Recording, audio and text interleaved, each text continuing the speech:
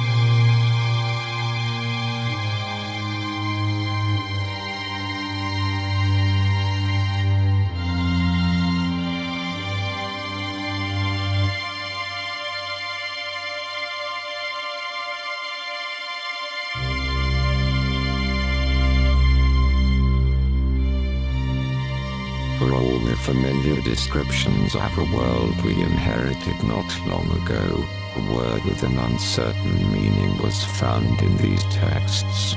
It was a word whose appearance became more frequent, and this puzzled every new attempt at analysis. It was confusing, this word cyberculture. It seemed to describe an immense idea, and likely it was thought to be the term for social media, and everything digital, and all the ways that lives were being transformed by the technological revolution then emerging. But the term must have been comprehensive, because it seemed to appear without explanation.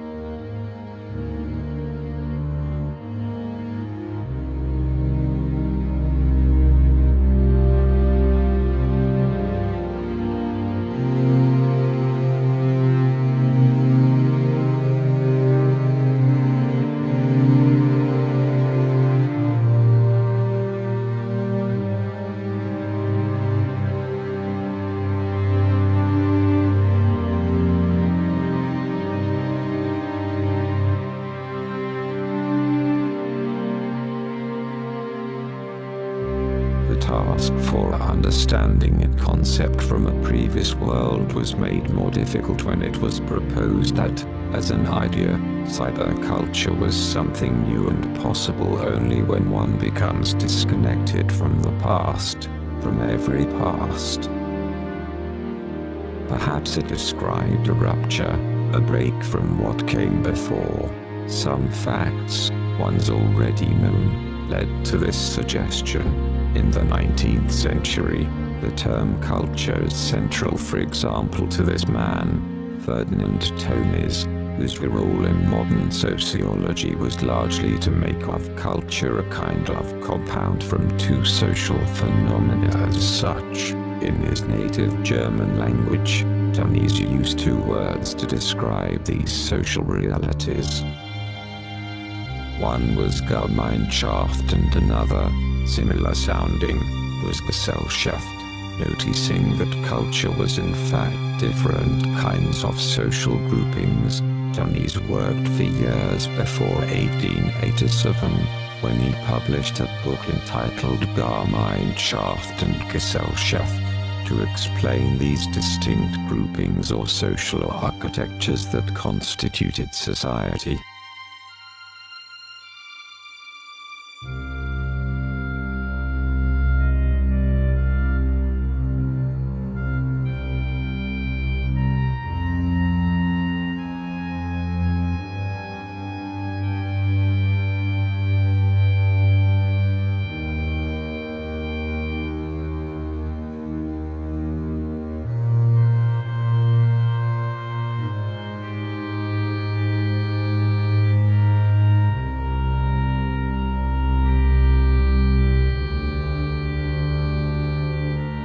his own modern society, the world of Gemeinschaft, commonly translated as community, referred to the world of subjective and intrinsic motivations, drives, ideals, ambitions, desires, and reasons for collective assembly and bonding.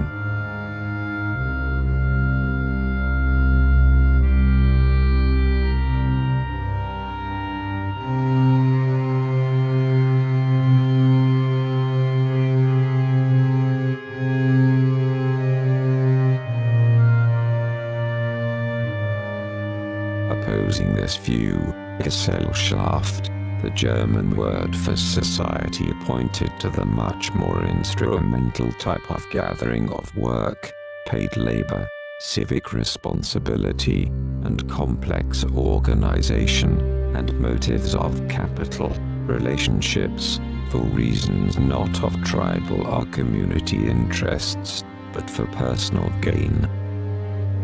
Not in order to strengthen one's roots, but to branch out into new groupings with different status levels, despite the logic of separate yet simultaneous ways of the world. There eventually came a moment in history, a post-industrial moment, when these social worlds no longer existed separately from each other.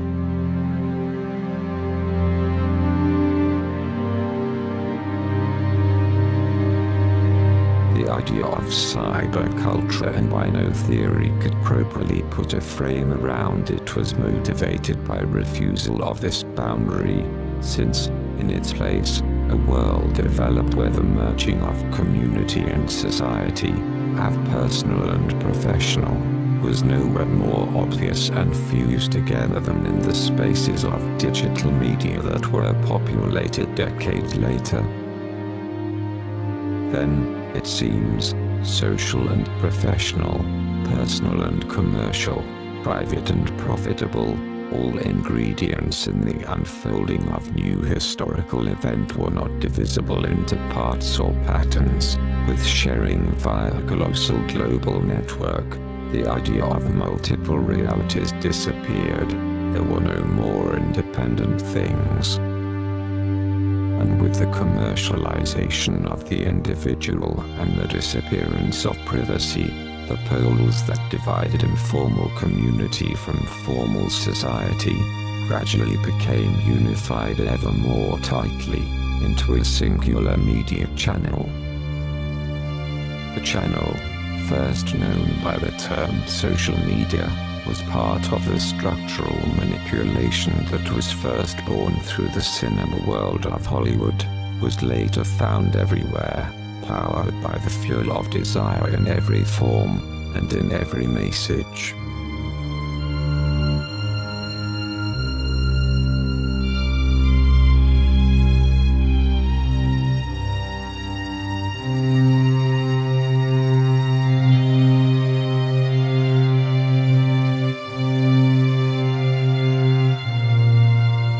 Expression and desire became fused into a kind of language or code that carried, ever faster and more widely, on progressive waves of technological innovation and everything that had previously been used to separate expression and desire from the public side of society. Notions like the idea of a proprietary and personal self became, like proprietary technology, something without a future.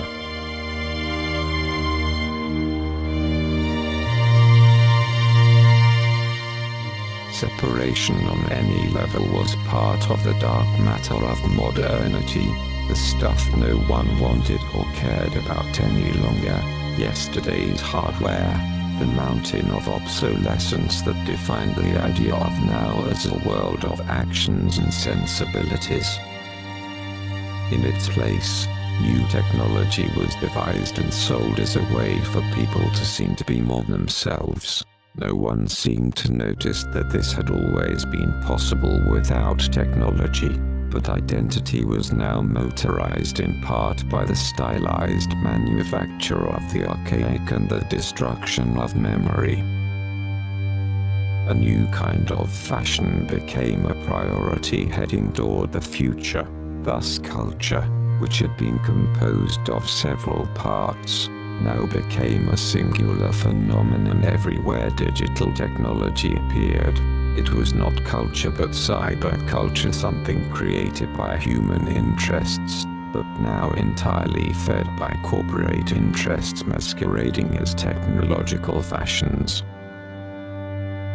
These fashions had begun earlier, with the idea of an age called modernism, voicing a theme of progress with technology, and which emphasized specializations, but which was in truth definable by the opposite, by sweeping acts of convergence, and these acts began to show themselves quietly in the opening chapters of the last century.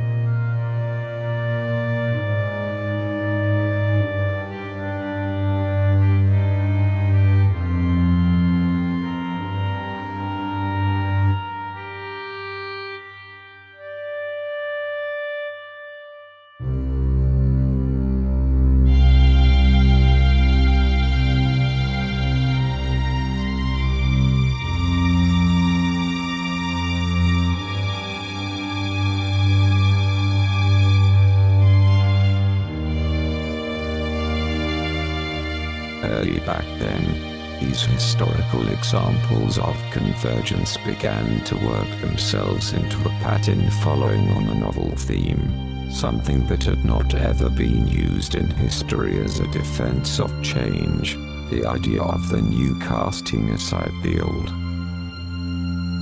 Then, in the incessant feast that was this pattern of innovation and obsolescence, there were markers of how new technology showed the passing of one age and, simultaneously, glints of another emerging. What seemed insidious was how gradually the changes emerged, not in obvious events, not in wars, famine, or disease, but in areas like art, to which only the most careful members of society would be sensitive. This affected new fields of art, with fresh, innocent promise, like photography, a field, unlike painting or sculpture, without a history, without a tradition, without a past. And so, while photography was part of contemporary life, was it out? There was a moment, early in the 20th century, when a letter found its way between two persons, each of a different artistic world, discussing the question of whether this, photography, the first technology used in art, can really be art. Dear Stieglitz, even a few words I don't feel like writing. You know exactly what I think about photography. I would like to see it make people despise painting until something else will make photography unbearable. There we are, affectionately, Marcel Duchamp. Dating from 1922, this letter, resonating in the uncharted freshness of photography's early conceptual age, was a pithy riposte to Alfred Stieglitz, whose concerns about the future had stirred Duchamp to this answer. Stieglitz had begun the chain of correspondence with a transcendental question: can a photograph have the significance of art? It will be neither the first nor the last time that questions would hover between the historical dawn of a medium and the universalizing category referring to absolute status, or to choose Stieglitz's more personal term, significance. What made Stieglitz's question important was how it assumed, correctly, that any medium would occupy a future place in time from which scholars could, looking back, construct social, scientific, and cultural retrospectives, which is to say, construct histories and accounts of the past, and lose themselves in the spell of a new medium, a new way capture imagery.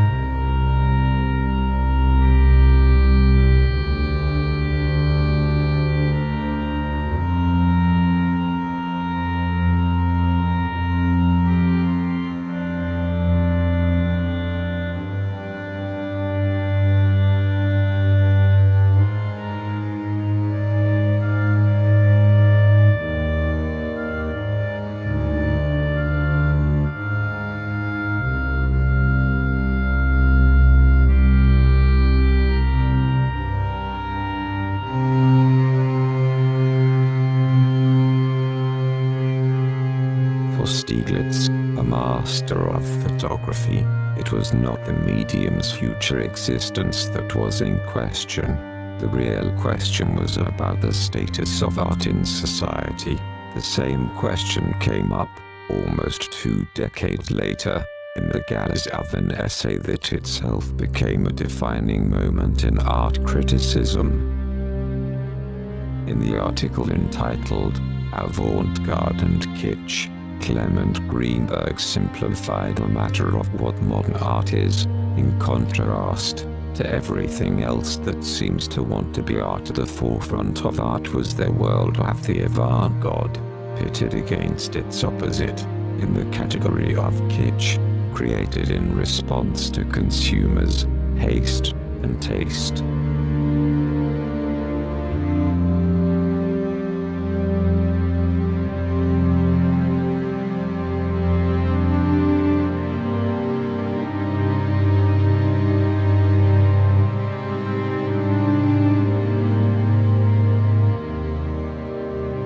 Greenberg saw kitsch as something mechanical and operating by formulas. As he said, kitsch is vicarious experience and faked sensations. Kitsch changes according to style, but remains always the same. Kitsch is the epitome of all that is spurious in the life of our times.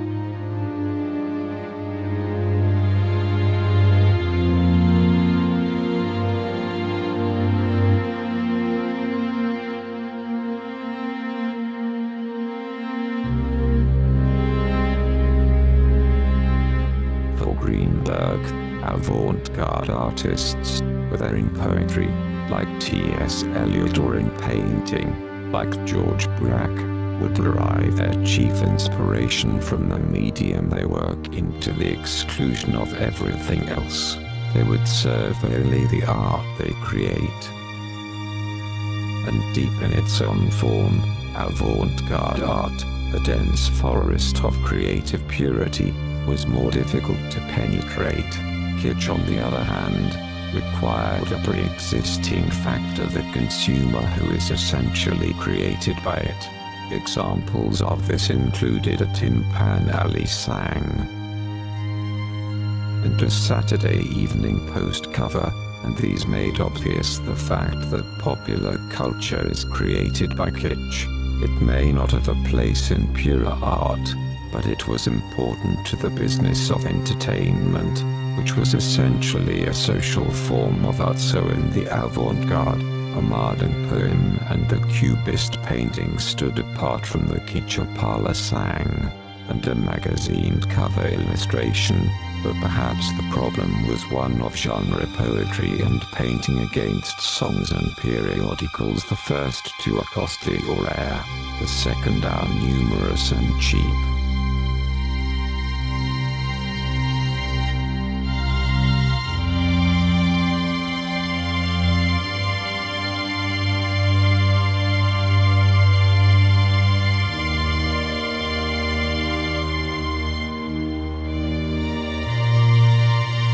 Soon, art discovered mechanization. This was a denial of sorts to the ideas of Greenberg, that each medium is to be used by artists with a sense of what is vital to it, artists committed to using that medium in a way that reduces art to its pure essence within it. In the case of painting, the essence of that medium was to be best expressed by means of the flatness of the form.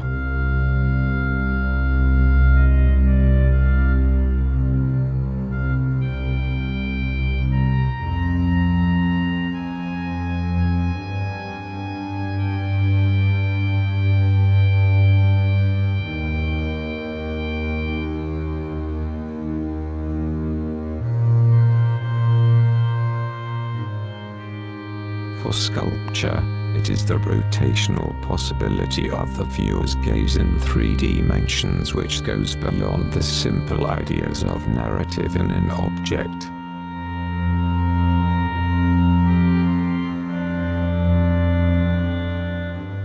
Through this creative specialization, the works produced in each medium could be used to critique the medium itself. This critique built into the medium was for Greenberg the essence of modernism, something new to art in the modern era.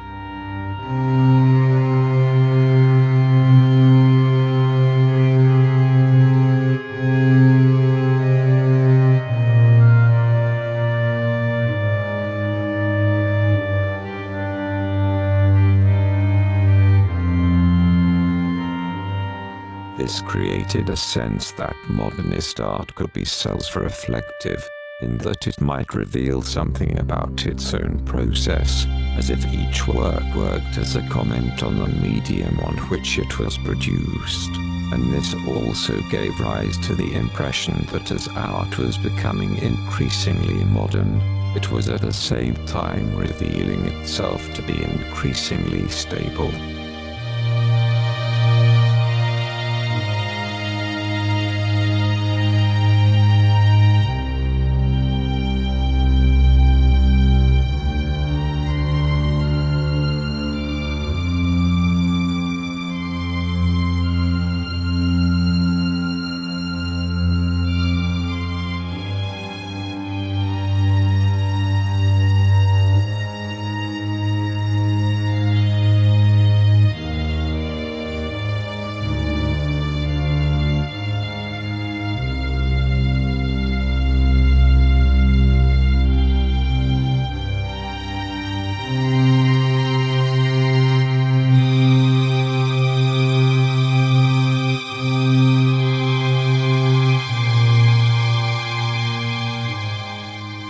Greenberg was wrong.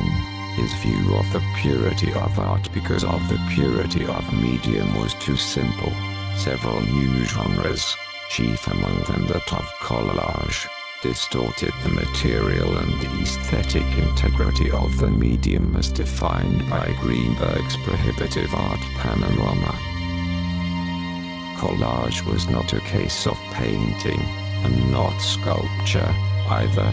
Its coarse, uneven tatters and pasted objects announced the commanding plan of a new form entirely modern, but bastardized, not pure. As neither painting nor sculpture, collage could be inaugurated as the first new art medium of 20th century. Greenberg wrote on collage, focusing on pasted paper, formation of shapes, and interlocking silhouettes, yet the word flattice, mentioned 24 times, characterizes its emphasis as a kind of painting. These issues of material support and the mounting of elements so central to collage, nevertheless ignored its expressive force as a medium somewhat beyond 2 dimensions. Greenberg's trouble with collage pointed to the persistence of the modernist view in attempting to frame media that have already entered new aesthetic space. Collage's initial play with the newspaper cutout expanded to include photographs, print matter, and other kinds of graphic material whose innate textuality presented just the opportunity that many artists had been awaiting. The literal quality of words, permuted visually into a new, hybridized message in optical form. So, where previously, artists like Shuan Miro had painted or drawn similar suggestively textual works and otherwise merged text and image by illustrating the stanzas of Tristan Tzara, René Char and other poets, the collagists had assembled theirs entirely from pre-existing elements. No longer a form based on original composition, collage was the first of many composite practices that gradually less framed but increasingly encoded. And when the photograph joins the textual composition, the expressive language of the collage, now as photomontage, becomes dimensionally expanded such that it becomes impossible to overlook the sensory impact favored by John Hartfield, Raoul Hausmann, and Hannah Heck. The composite image produced by the collage is a recording in a different scope, and the rise of a new practice of the composite diagnostic profile. It was evident in avant-garde forms, like the orderly fittings of modular architecture.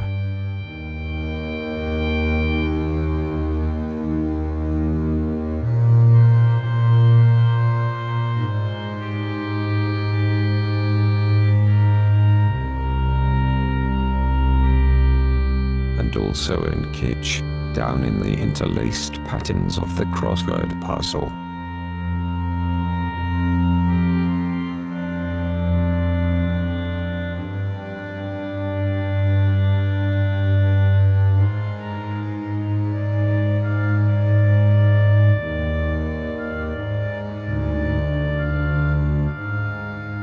Nothing appears created whole cloth. Everything is instead assembled from prefabricated elements, programmed into a phrasal, composite whole. Greenberg's ideas on kitsch, at their level of content, came back again as avant-garde at the level of technology. For decades after Greenberg's critique on form, the French theorist Jean Baudrillard's landmark inauguration of postmodern critique, simulation and simulacra, traced a new line directly from ideas about the purity of medium to those of vagrant derivation, based on the interchange of signs of things without substance, without a starting reference, except in other signs, all a set of codes proxying for reality itself. These are all the foundations of cyberculture as a worldview. Technology is only one wave in an ocean of promise where the medium is the message.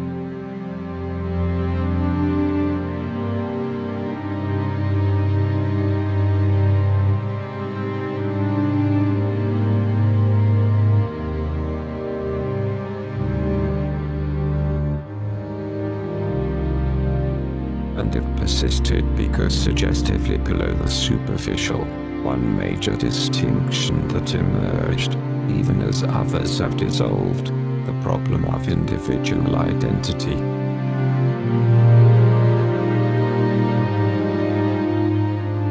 However executed, and whether for art, manufacture, or information, personal effort, personal identity interfaced with a long chain of technological supports that shaped the gradual output in relation to the complexity of the interaction.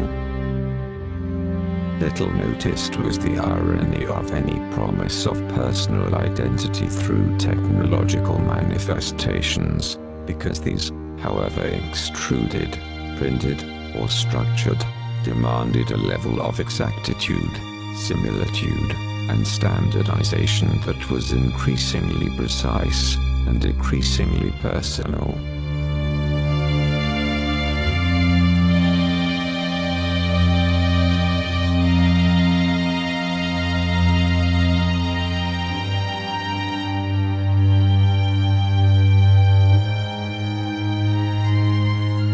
The archetypal creation of cyberculture was found to be like a collage, explicitly synthetic, assembled, yet increasingly uniform. The uniformity was always there, as a sort of elegance, evident in cyberculture's extreme symmetries and formalism. Product or content could be historically immediate and of their own time, whereas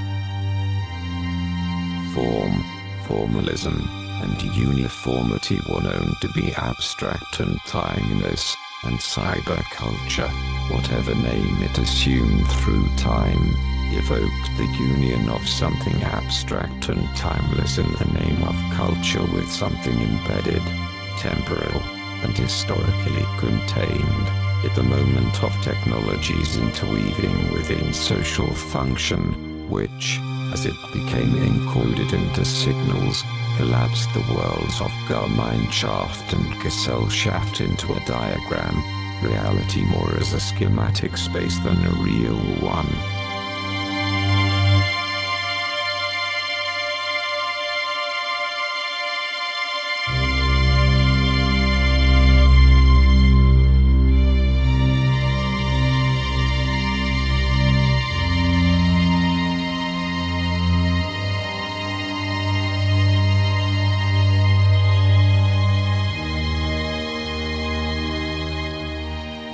That final collapse was the formalism that transformed meaning into flowcharts.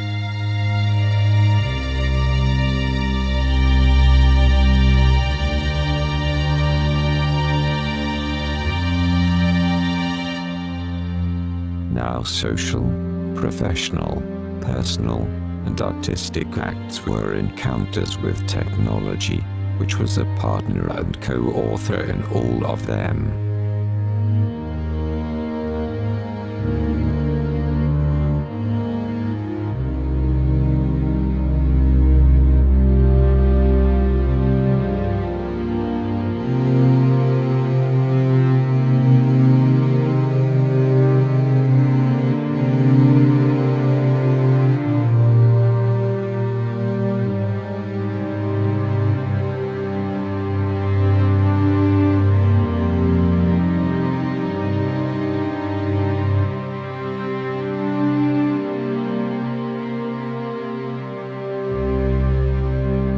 The presence of design and interaction intruded on expressive freedom with new and imposing ways that could guide, limit, and accompany real-time reasoning with an array of predetermined tasks at every interface.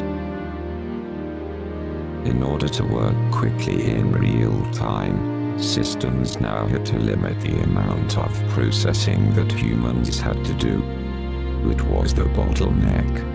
To accelerate all functions, the design, manufacture, and functionality of everything from automated telemachines to vehicles came to dwarf the mental complexity required to use them. Every experience became reduced.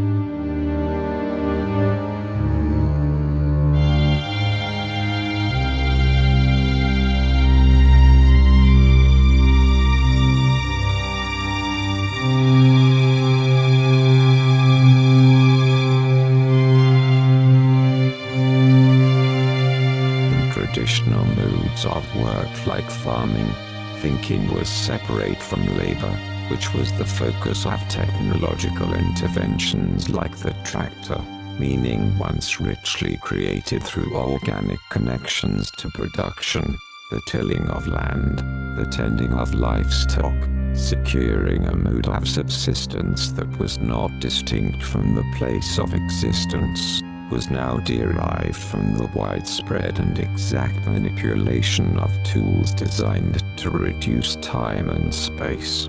However, labor was not the ultimate aim of cyber-technology's conquest. It was intelligence. It was in the 20th century when, confronted by military circumstances, that governments launched into major initiatives for technological performance in the cognitive rather than manual realm alone, to design anticipatory intelligence into field artillery, to decrypt enemy communications, and to calculate the procurement of materials to larger-scale operations, among other marvels of intellectual execution. These and countless other objectives were attempts at integrating intelligence into code. For these unprecedented tasks, new varieties of professionals surfaced, those whose language of specialty was that of formal, uniform, formulaic, formalistic interaction, information workers, knowledge engineers, scientists, researchers.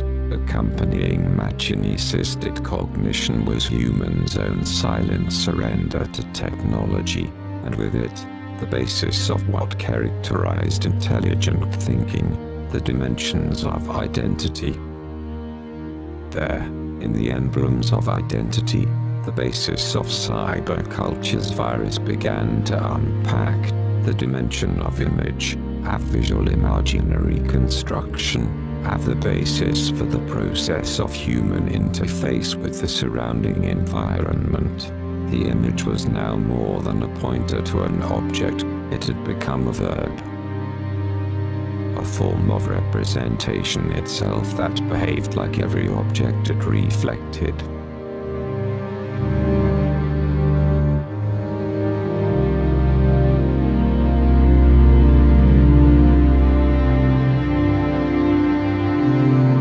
And early that last century, too, the philosopher Henri Bergson had, with clairvoyance, once described an image as something halfway between a representation and the thing being represented, not merely a lifeless sign, yet not quite life. The image grew and lived at the threshold, standing between humans and the abstractions they used to represent themselves.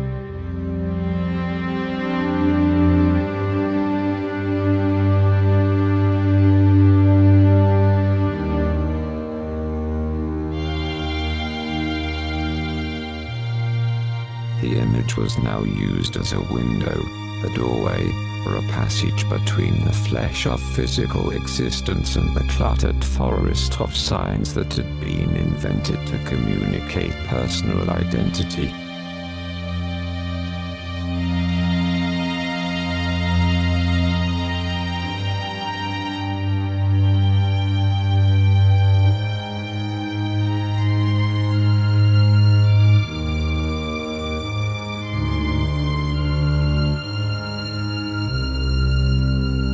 Before photography, words, etchings, pottery shards, carvings in stone, the artifacts left by earlier ancestors, the concrete pieces of a puzzle with which their later generations attempted to reconstruct their lives, and so the link between image and knowledge emerged out of the earliest of times, but in cyberculture, it became a process driven by technology.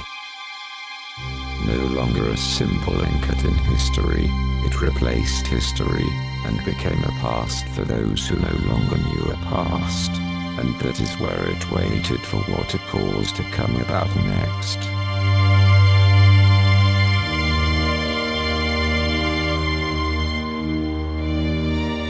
This is where events become murky, because as cyberculture gradually replaced its memory with images in mediums that have disappeared, it inadvertently deleted its historical record. Without writing, objects, or logs, there remained evidence only of a signal without information, from which anything further could be learned about the impending changes that came next.